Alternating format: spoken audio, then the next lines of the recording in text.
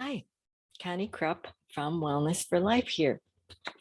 After taking a couple of weeks off, I'm back to talk about some of the obstacles to joy. And we're almost finished, but it's number 6 out of 8. But I think it's really okay that we really cover the obstacles first, because then we have that groundwork and we can move on. So today, number 6 is envy. Again, this is out of the Book of Joy. Everything's backwards here, but I am going to be giving away 3 or 4 books. One of them will be the Book of Joy during Brooks Open House, or the Nahalstein Open House. I'll be at Brooks, the refinery, to help celebrate the open house and help everyone shop local for the holidays. I have a holiday bundle that I'll be talking about in a little bit.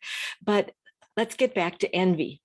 Envy is comparing ourselves. It's the grass is always greener. And I have a really cute slide that I looked for, but it shows 2 cows in a pasture, and there's of course, electric fence in between, and the field that the cows are in is green and grass, lush grass, and it's just beautiful. But he's sticking his head way underneath the fence, and he's going to get a shock because he thinks that the grass is greener on the other side, and it's the same old field. It's just fence that's stuck between them. But why do you think that we get envious?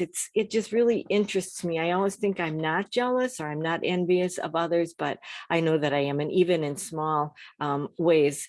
And I think it starts from little on. We see someone that has nicer clothes.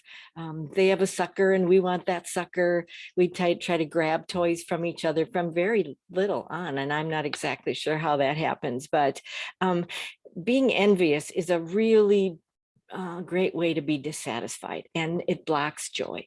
And sometimes we don't think that that's as big of a one as some of the others, but it certainly can be. And so I just want to talk a little bit about what, again, the Dalai Lama and Desmond Tutu say in the book. One of them is, they say, a powerful remedy for envy is gratitude, being grateful for what we do have and counting our blessings. And it's a very old saying, but it's so true.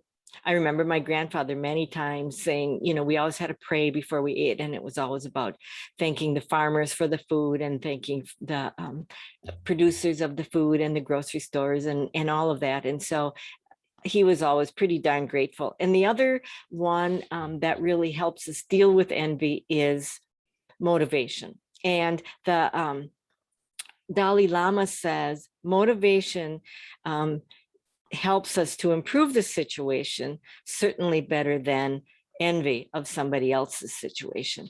And just take a minute and think about some things like, why do we need that house with 7 bedrooms and 7 bathrooms? And why do I want to have it? Why have people been building such big homes, even though they can't afford them? And, they were getting loans and things. And a lot of it is trying to keep up with the Joneses.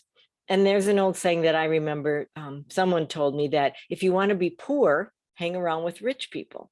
If you want to be rich, hang around with poor people, because we're always comparing. And yet what we really always seem to want to do is keep up with the Joneses, or prove that we're even better than the Joneses. Not exactly sure where that comes from, but trying hard to be grateful for what we do have. Many of you know that I broke my ankle, and so I just took my health for granted. And I love to walk every day, rain or shine. I actually like walking in the rain with an umbrella if it's not lightning and thundering, of course, but I miss that. And I can't walk for a couple of weeks. It's not a bad break, so I'm pretty lucky, and I'm very grateful for that. I can still walk on my heel with a boot, but I'm not walking my 4 miles every day. And I'm trying really hard not to take my health for granted.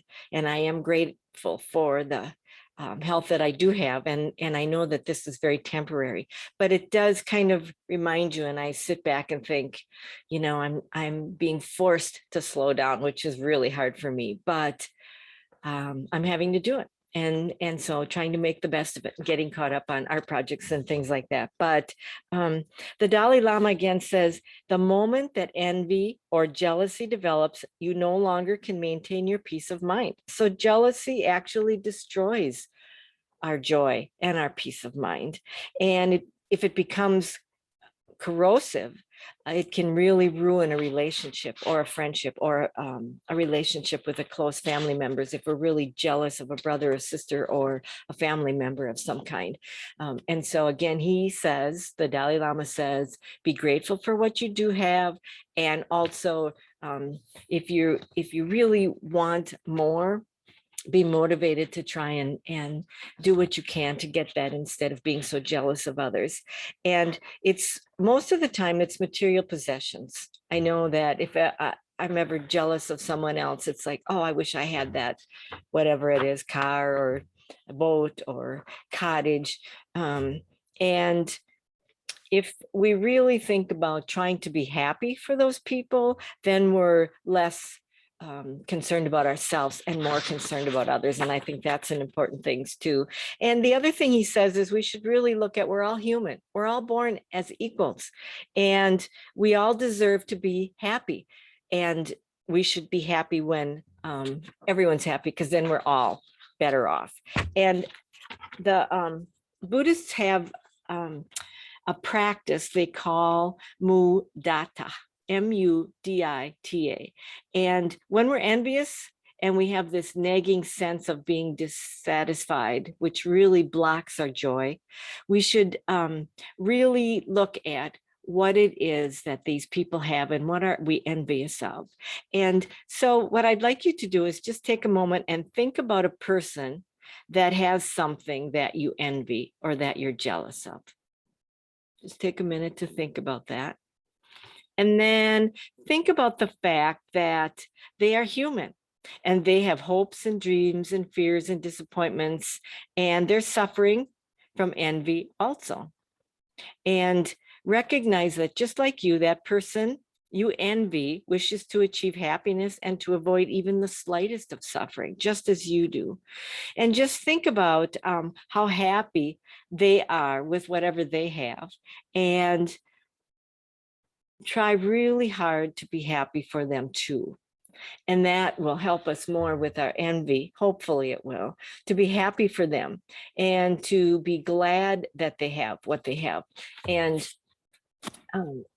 that's another way of helping us be motivated to help ourselves, but to be grateful for what we do have. And it puts us in a better place, and it just can help with that envy and try to be very happy for them rather than being jealous of them, and rejoice in their good fortune and rejoice in the fact that they do not need your help because they have helped themselves and they have what they have.